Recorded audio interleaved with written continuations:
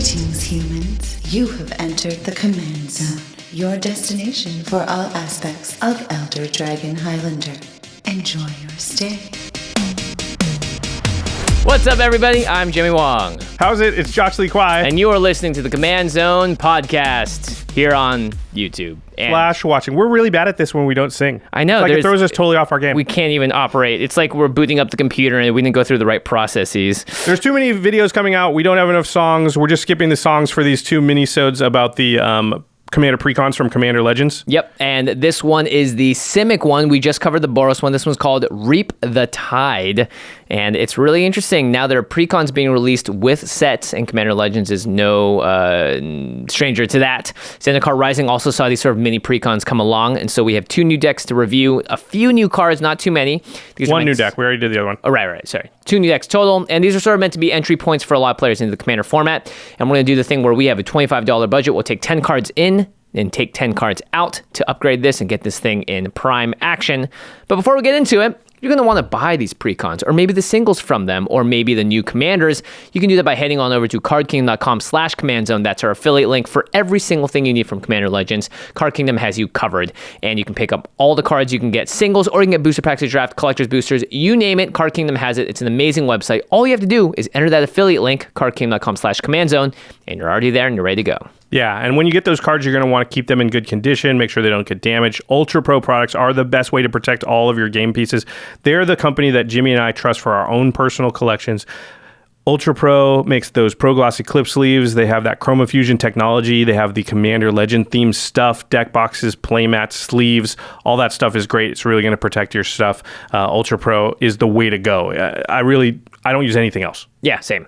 And the final way to support the show is directly at patreon.com/commandzone. We talk to our patrons on Discord. You get to watch episodes of Extra Turns and Game Nights a day early, and there are 2 of those episodes total coming out for Commander Legends, 1 Extra Turns, 1 Game Nights. Very exciting. So if you want to see those earlies, you also get ad-free versions of the podcast in audio format on our Patreon, and you get to talk directly to us.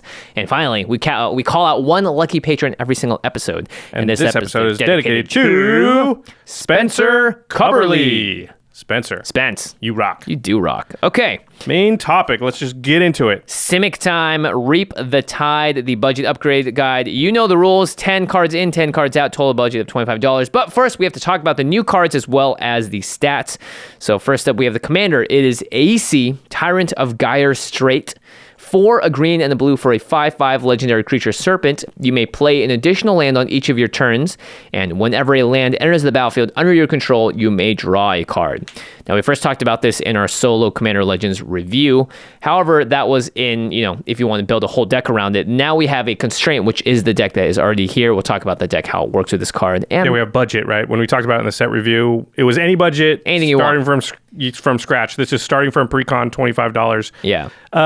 I feel the same as I felt about it, though, in general, which is that's kind of boring. Yeah, it's 6 mana doing Simic-y things. It's pretty expensive for a commander, and at that point, do you need to be playing additional lands in your turn? Maybe, maybe not. I mean, it's undoubtedly powerful. We know because of Tatiova and other decks that are very similar. Putting extra lands into play and then drawing a lot of cards is going to be really, really strong. So, and it's a May ability, too, so you don't risk decking yourself if you do fully optimize this kind of deck. But yeah, the card isn't terribly interesting, but I think it's still powerful, though. It's powerful, and I think it's actually a really great entry point for someone that's looking to play a good Simic deck that will almost guaranteed get them what they need to do, which is ramp, card draw, and then you're able to play your big spells. Yeah, this is the type of card I think is good for new players because you're always going to have things to do, and it helps you just play the game. So you're rarely going to have games with AC where you just don't do anything, right? You're going to put extra lands, draw enough cards that you're going to be able to play stuff. So I don't think it'll be the type of deck where you're like, well, that was fun. I didn't do much.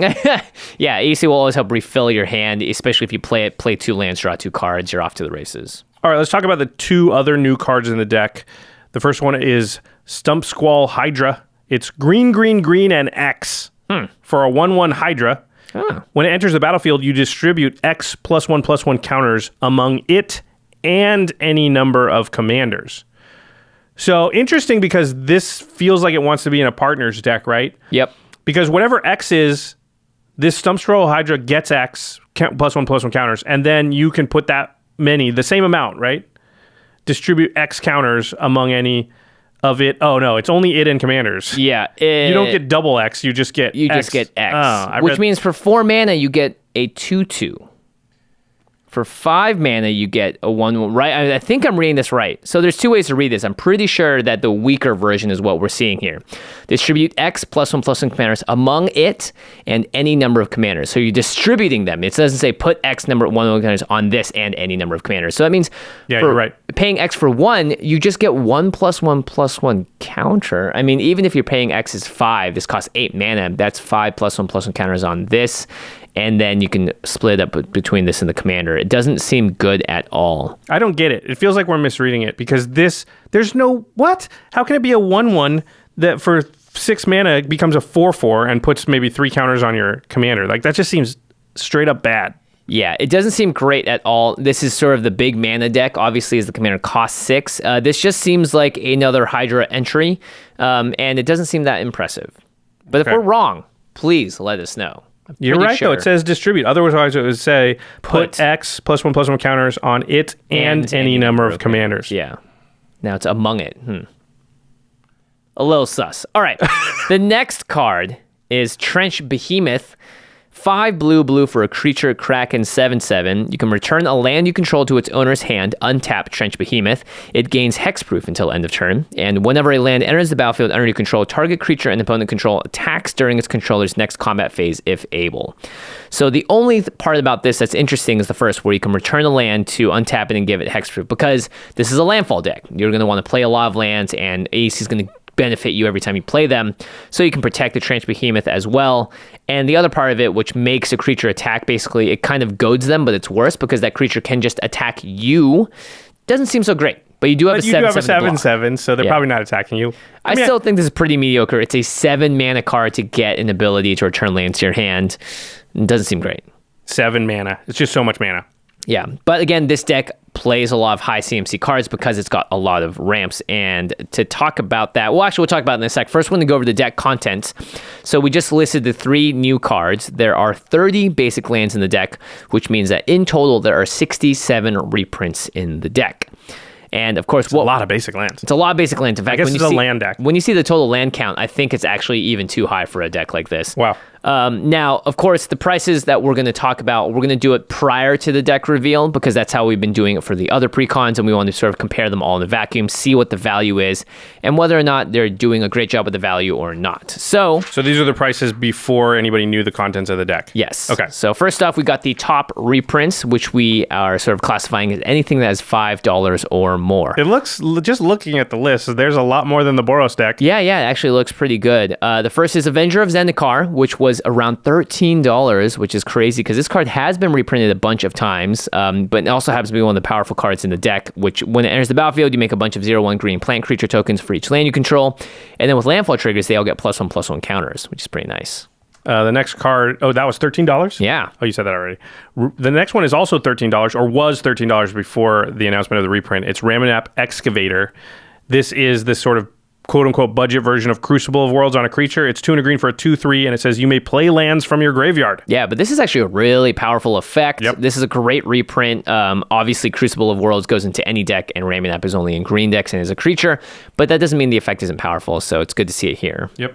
The next is NEZAHAL Primal Tide, which surprised me. This is another 7 mana card that's a 7/7 that it was $8, and it's uncounterable. It gives you no maximum hand size, and whenever an opponent casts a non-creature spell, you draw a card, so sort of like the Niv Mizzet effect. And then you can discard 3 cards to exile it, and then you return it tapped under the battlefield under its owner's control at the beginning of the next end step. So it's got some protection. Yeah, and it's kind of like a discard outlet. But again, 7 mana, discard 3 cards to protect it. Doesn't seem like where you want to be in Magic. The next card is one of the staples of the format. It's Eternal Witness. 1 green, 2/1. When it ETBs, you may return target card from your graveyard to your hand. This is just a card that goes in, basically could go in any green deck. Yep, any deck that plays green, even if it's a 5-color deck, you could probably run Eternal Witness. That was at $5. And then MURKFIEND Liege, really gross looking, but this is a Simic creature that untaps all green and or blue creatures you control during each other player's untap steps and gives green and blue creatures +1/+1. So this is sort of like your budget Seaborn Muse. Seaborn Muse, yeah. Yep. And this was also around $5. All right, let's talk about more reprints. This is stuff that's $2 or more. We're not going to read all of these, but Sol Ring, always good.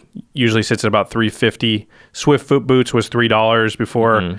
Moloku, the Clouded Mirror, that was $2.50. That's a card that allows you to return lands to your hand and then make 1/1 flyers. Yep, actually really good in this deck as well. Beast Within is a removal spell in green. Reliquary Tower is a land that makes it so you can have as many cards in your hand as you want. And then regular old Counterspell was about $2. Yeah. So total cards $5 and over, five cards there, and then $2 and over 11. So the total reprint value adds up to $84.87, which is still not great because if we look at Zendikar Rising, the average value between the two decks was $96. Now that was sort of tilted one way because the Dimir deck came in at $106 for the reprints, and then the Naya deck was around $85. So this is actually similar to where the Naya deck left it off. And I'd say like $85, $86. These decks are like around $20. Is probably somewhere in the realm of where we want to sit. So this is probably okay. Yeah, and $13 cards like Ramming Excavator and Eternal Witness, you're going to play in a lot of decks. Yeah. So it's just those are very good cards, especially with all the landfall stuff that is out there now. Yeah, and we were basically saying the Boros deck would be fine if they just added one high profile reprint, which is this has one, maybe one extra, 1.5 extra of those. So yeah. I think the value in this one's okay. Not bad. Yeah, not bad. Okay, let's talk about the stats.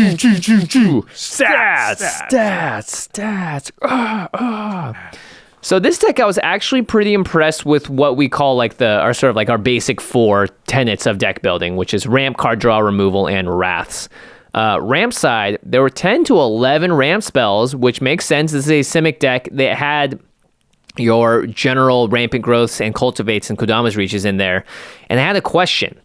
Do we really count Urban Evolution and Explore, Coiling Oracle, and Growth Spiral as ramp? These are all cards that say you may play an extra land this turn, and they will sometimes draw you a card or look at the top of your library, but it doesn't guaranteed get a land into play.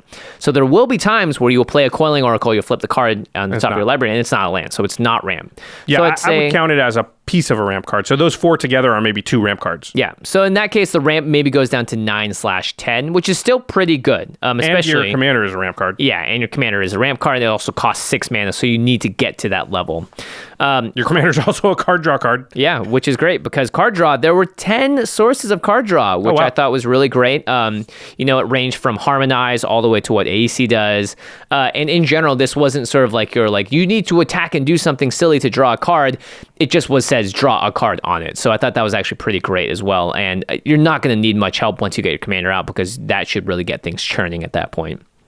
Targeter removal. Now, I'm including Arcane Denial and Counterspell here as targeter removal because we're in blue, and I think that kind of counts maybe. I think Counterspells always count as single target removal. Yeah, so it's 1 card to stop 1 card. So 9 mana total for that. Not bad at all. Pretty excited that number is so high. We've sort of been talking about how important it is to sort of ratchet that number up in recent years just because the threats are getting more and more intense, and not being able to get rid of a card like a Chulane the moment it lands could spell doom for the rest of the table.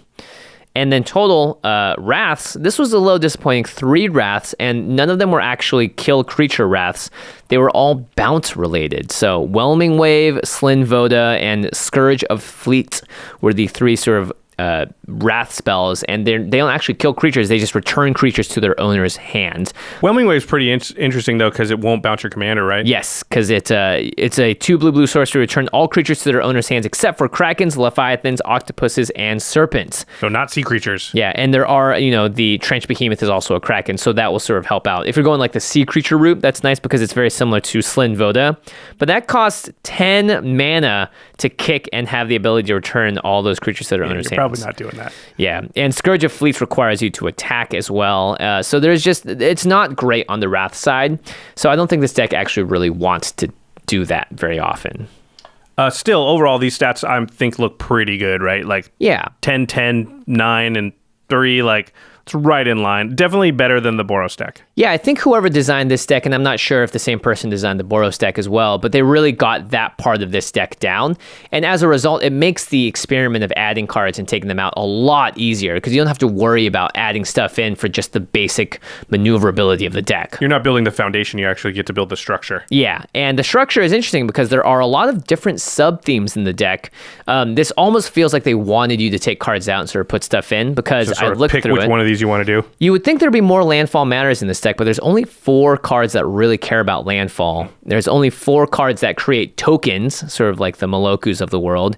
And then there is a bunch of cards that tap stuff down, like Shark to Crab. So it's like when this enters the battlefield or when it evolves, tap stuff down that doesn't untap during its next opponent's and upkeep or untap set. Weird. Did they just put it in because it's part shark and part crab, and that feels like it sea kind monster? of has sea monster feels to it.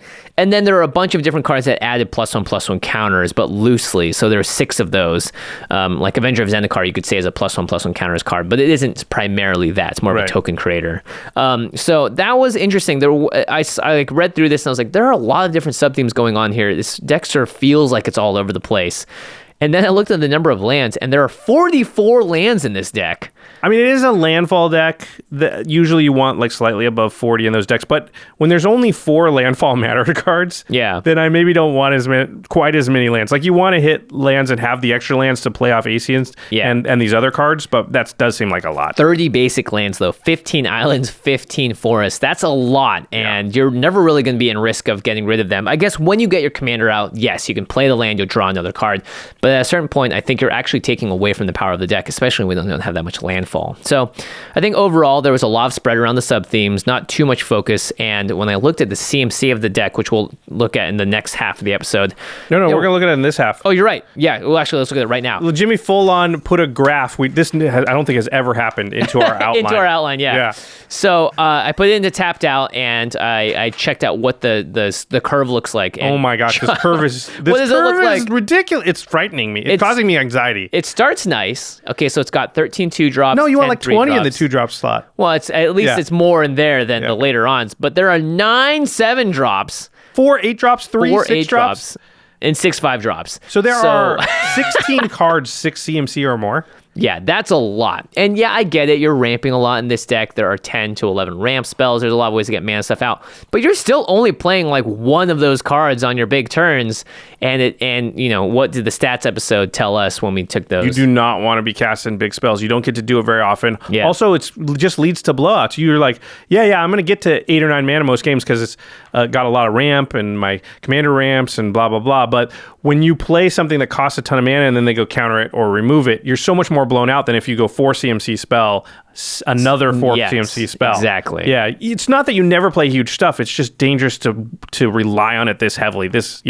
Especially in a deck, I think is tailored towards beginners. I think we want to teach people that are getting into the format that, big spells are great and they're really powerful, but you don't want to bank you don't want to bet it all on that. You definitely don't want to have a hand that's just like Slim Voda, this new Behemoth, this new HYDRA. It's just like, okay, well, I'm not casting those cards. Like that, I basically mulliganed like twice, right? Yeah, and I can only choose to cast one of them. If someone happens to counter it, that just sucks, and that's a really big feel-bad moment. It'd be better to cast a few spells and really get that engine going with AC to draw a lot of cards, keep casting stuff and going. So I'm going to be guessing that when we're looking at cards to add and remove, we're going to try and lower that curve?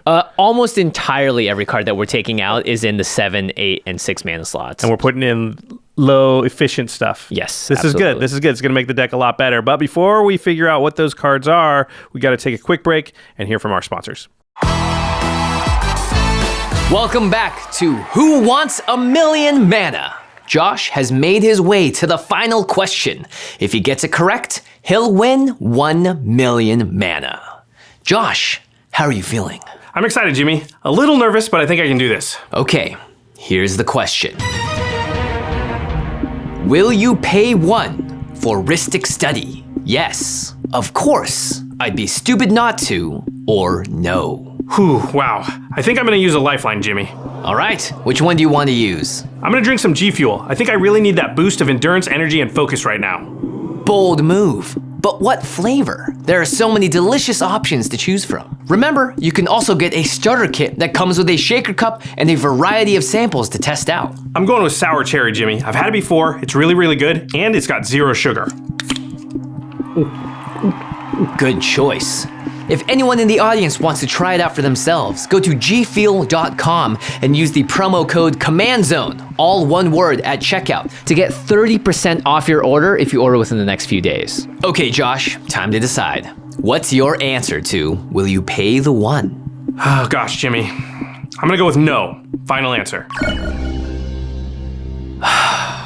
I'm sorry, but that's incorrect. So I don't get 1,000,000 mana? No, you lose the game. Sorry. Come on, that was an easy one. You always pay the 1 for Ristic Study.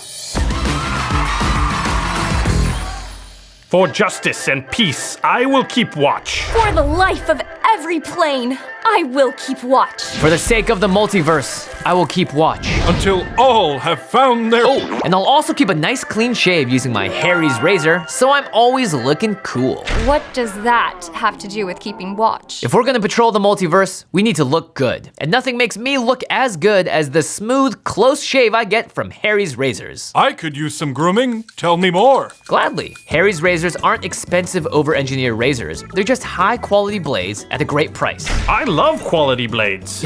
We know you do, Gideon. And Harry's razors stay sharp. They're honed at a factory with over 100 years of experience on a mystical plane called Germany. Oh. They even have their own oath of quality, offering a 100% money-back guarantee. Very honorable. What's more, Harry's has a great offer for Command Zone listeners. New US customers can redeem a Harry's trial set at harrys.com/command for just $3. You'll get a 5-blade razor featuring their new sharper blades, a weighted ergonomic handle, foaming shave gel with aloe, and a travel cover to protect your blade when you're on the go. Just go to harrys.com/command and redeem your trial offer today. I love trials. We know you do, Gideon. So I don't know if it's the same for you, Jimmy, but and I think a lot of guys are like this. I don't know anything about self-care. Oh, I'm exactly like that. I've never really researched it or put much thought into it, so. Let me guess, you go to the grocery store and whatever soap or deodorant they have, you just buy that. Yep, it's been the same for 20 years now. Have you ever thought how crazy that is? I mean, we will spend hours and hours like figuring out the exact right card to go into our commander deck, but we'll do zero research at all about something that's gonna go on our skin every single day. Yeah, I mean, when you put it that way, it is pretty nuts. So there's this website called Hawthorne. They're a premium tailored personal care brand, and their whole thing is trying to make it easy on guys like us to look, feel, and smell our best. On their site, they have you take a really simple quiz. It asks you stuff like how long is your hair or what type of job do you have. It's super fast and easy. And then based on your answers, they recommend products that are tailored specifically to you. I ended up with some shampoo and deodorant that I really, really like, and it's way better than that supermarket stuff. Ah, makes sense. I was wondering why you smelled so good lately. I'm glad you noticed. So do what I did. Take Hawthorne's quiz today and get started on your personalized self-care routine by going to hawthorne.co and use promo code COMMAND to get 10% off your first purchase. That's HAWTHORNE.co with promo code COMMAND. Hawthorne.co, promo code COMMAND. All right, we are back talking about the blue-green Simic precon from Commander Legends, sort of tailored towards new players. This is the second time that they've done this now after ZENDIKAR Rising, and we're going to do our favorite part of the exercise, which is for $25, can we take 10 cards out and put 10 cards in and make this deck way better?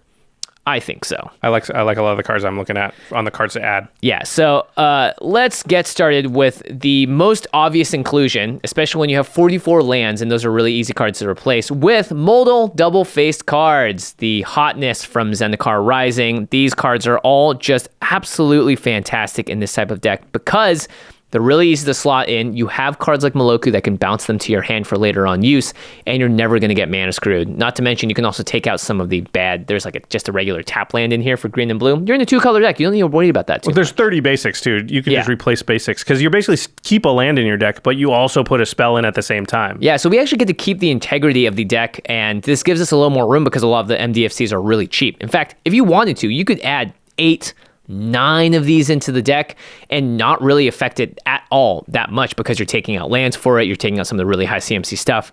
So the first Probably one, just make it better. I mean, you would affect it. It would just get way better. It would just get way better because now you have a bunch of new, much more slots, more options later on. But we can only add 10 cards, Jimmy. Yeah, so I chose 3 of my favorites, and the first is Bala Recovery. The best one. Which is the best one. It's actually the most expensive of the uncommon ones at about $180. Get a bunch of these right now because I guarantee in a year and a half, 2 years, this is going to be like a lot more because this is going in every green deck. Yeah, and ZENDIKAR Rising is still being open, so you're not going to, the prices aren't going to spike super hard. But when that set rotates out of standard, it's going to get a lot harder. And we've seen uncommons like Pitiless Plunderer just shoot up in price because they're so valuable and so good in Commander.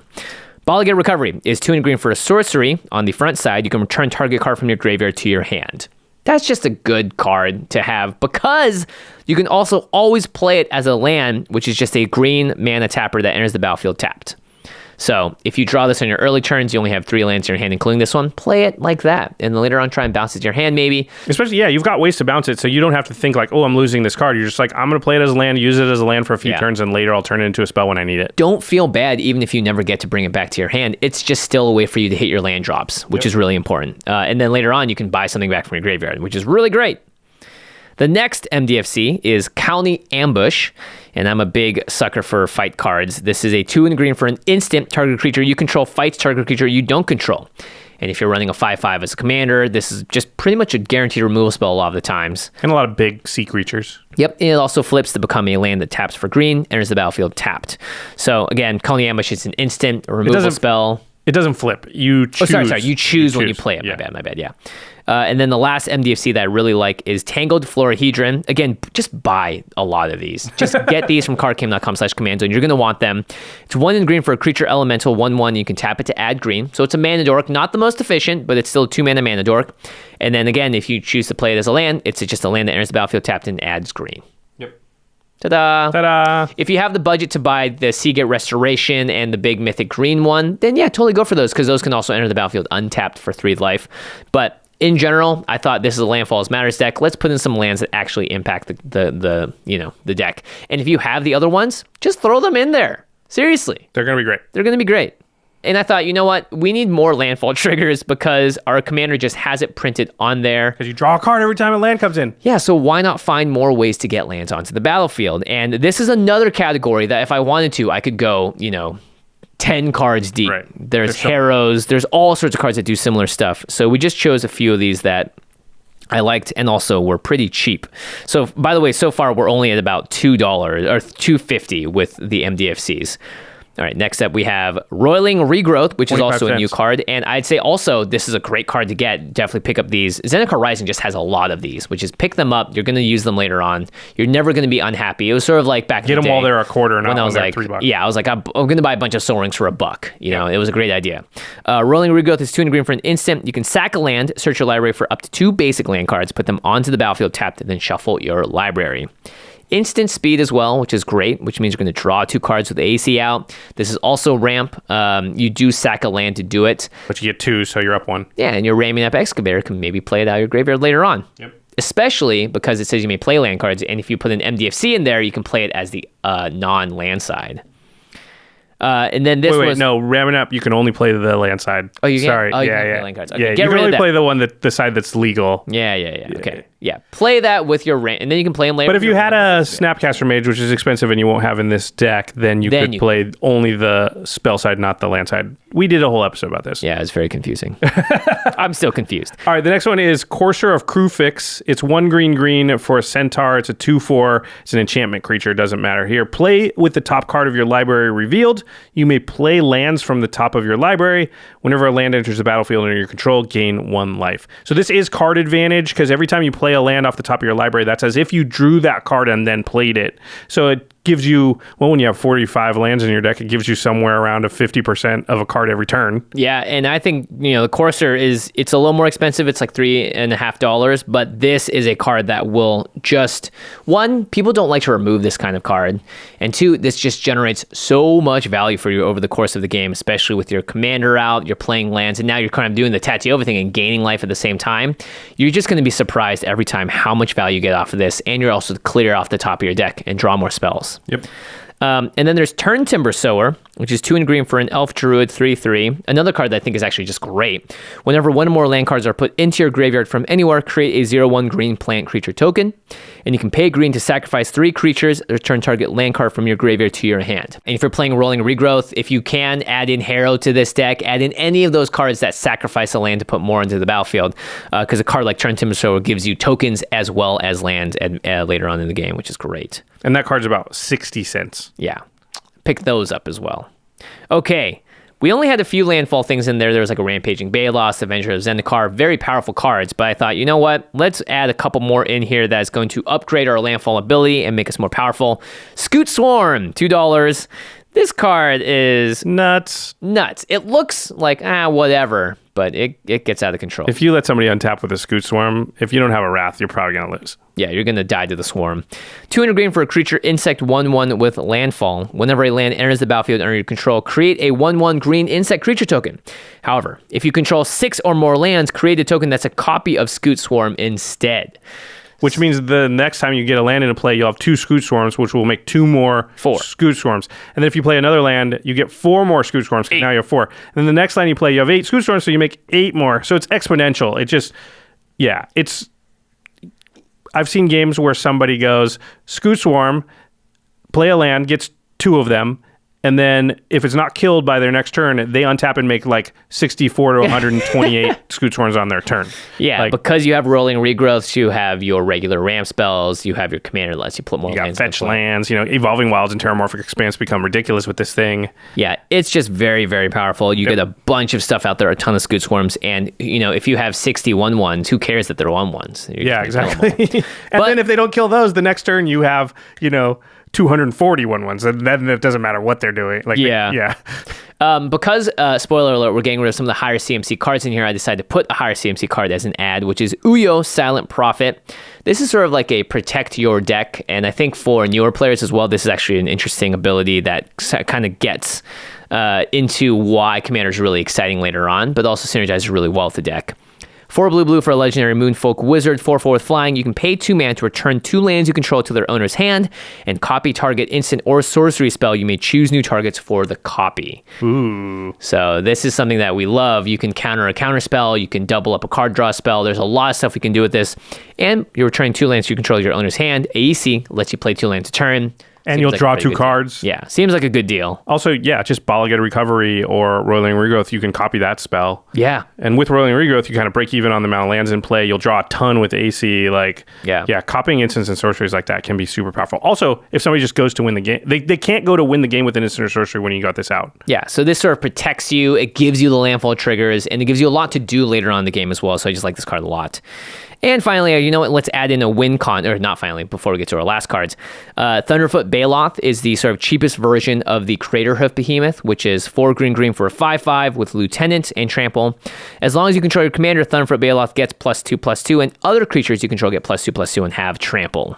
So with a Scute Swarm, this is our $2 Craterhoof. Yeah, with your Avenger of Zendikar, this is going to buff your creatures up and let you swing in for the win that way, if you're not just killing them with 60 Scute Swarms anyway. There's also Pathbreaker Ibex, and you can just play Overwhelming Stampede in a deck like this as well. And then finally, because we have such a low total on our budget, we are able to slot in, similar to what we did with the Boros deck, either one super expensive card, or you can just sort of add in a lot of the other MDFCs. You can put in more of the Roiling Regrowth Harrow effects. This gives you a lot of flexibility with this last card slot. But you know what? I thought may as well list out some of the more sort of heavy hitters in case you have the card or want to add in sort of one sort of bigger budget, higher power level card. I like this first one because it's going to be useful in this deck, and any deck you build could conceivably, or most decks at least, could make use of this card.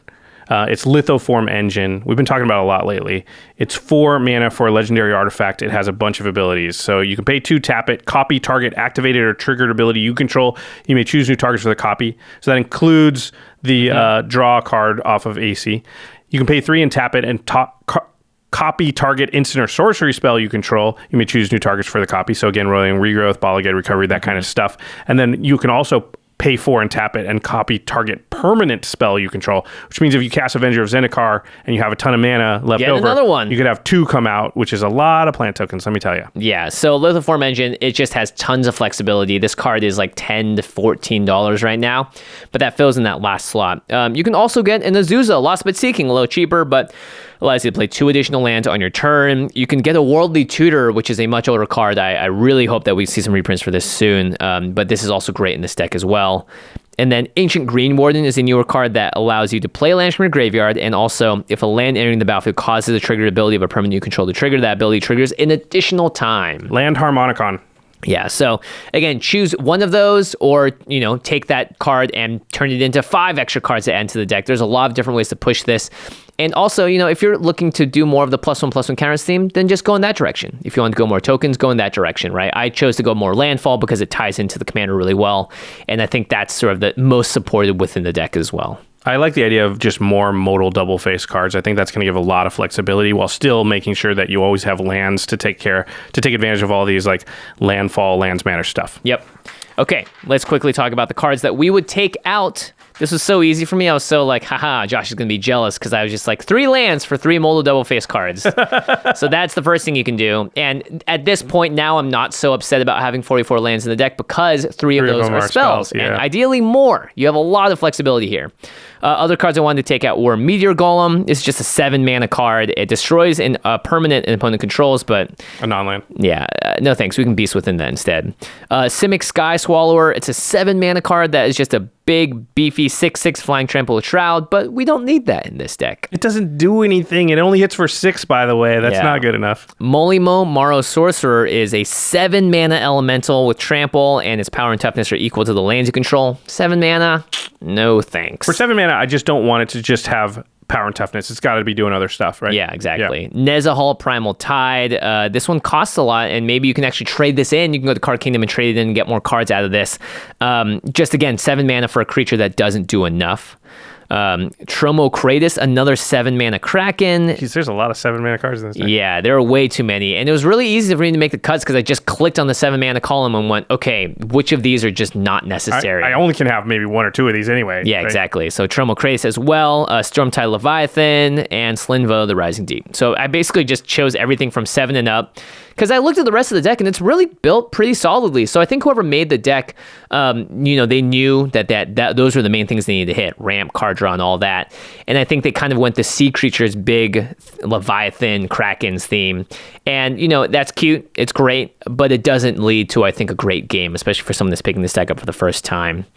You have a lot of cards stranded in your hand, or that just don't. Yeah. And like it's you don't want someone to be like, I play my huge spell, and someone goes board wipe. Someone goes, I don't care about that. I'm winning in a different way. Or just remove that. Yeah. For 1 mana, you spent 7. Yeah. I want the player playing the card to feel like they're getting the synergies. They're getting that sort of Simic value engine going. And so I think the way that we're taking this makes it a lot better and way more optimized.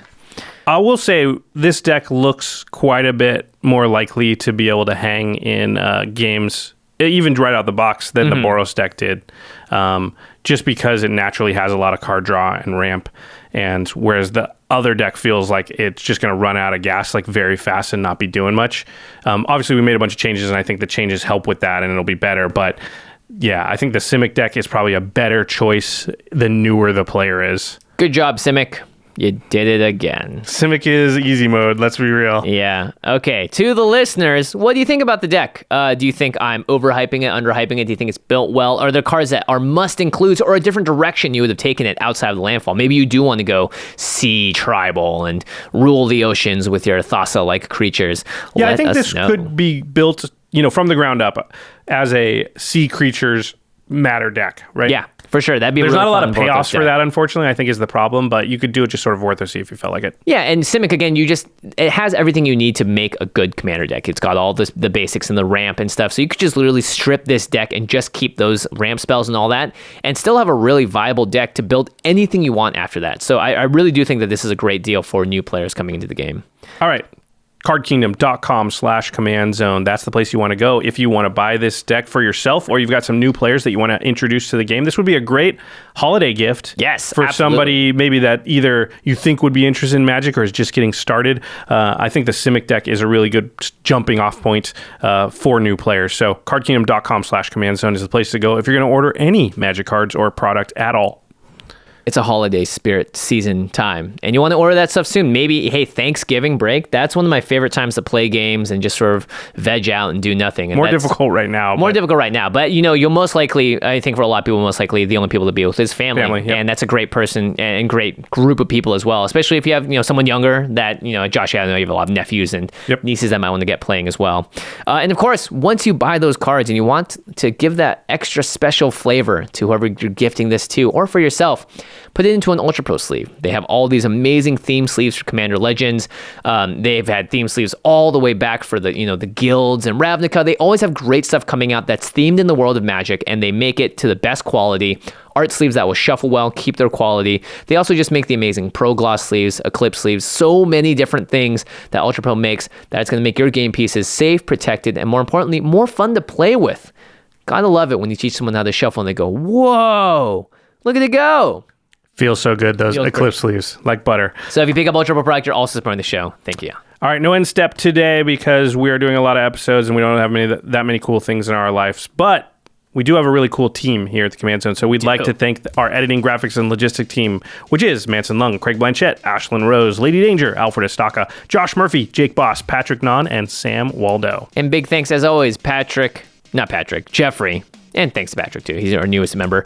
Big thanks to Geoffrey Palmer, who does the 11 card animations behind us on set, and also start off our show at youtube.com/The Command Zone Podcast. You can find them at Living Cards MTG for more of that sweet animated goodness. All right, everybody. We will be continuing our Commander Legends coverage with a bunch of videos for whatever we haven't talked about yet, which is likely a lot of the partner commanders, all the cards that go in your 99. There's so many. At some point, I would love to talk about the draft format, but that might be a little while from now since we got a lot of videos to go. Anyway, I'm sure you've been seeing a lot of us. You're going to see a lot more of us.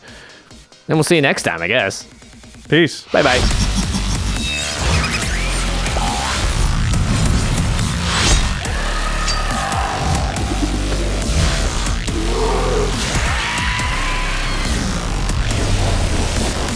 Thank you for your attention.